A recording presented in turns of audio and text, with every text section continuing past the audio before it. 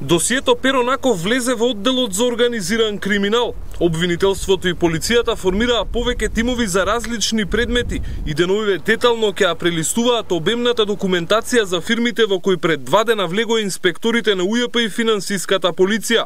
Извори на Сител потврдуваат дека се прави детална анализа и на целата компјутерска документација, која треба да ја даде насоката по која се движеле парите поврзани со компаниите регистрирани на Перонаков безброј. Вчера МВР објави дека се пронајдени 104.000 евра во станот на управителот на фирмата Плюс Продукција, која се јавува како издавач на весниците кои се под директна контрола на сопственикот на А1 Велија Рамковски.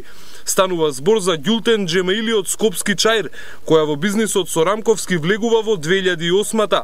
Експертите по финансиски криминал коментираат дека Рамковски често влечел вакви потези со цел за скривање на трагите за концентрација на медиумската моќ, што е спротивно на законот. Во оваа зграда зад мене на улицата Крсте Асенов се наоѓа станот на Ѓултен Џемиловска, во кој полицијата вчера при претрес пронеде 104.000 евра. Само неколку блока подолу се наоѓа и вториот стан на управителката на Плюс Продукција, во кој полицијата при претрес најде документи кои датираат од 2005 година. Од своји извори Сител дознава дека се разгледува и можноста во истрагата за досието Перонаков да бидат вклучени и заштитени сведоци.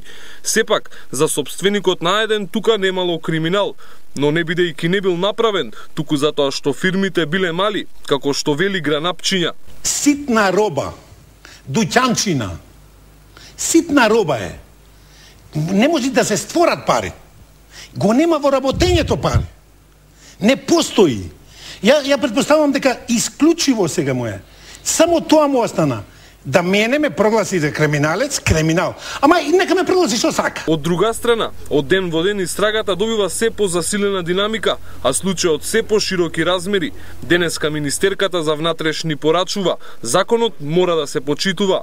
Многу пати досега кажав дека законите се еднакви за сите граѓани во Република Македонија и никој, буквално никој не е над законот.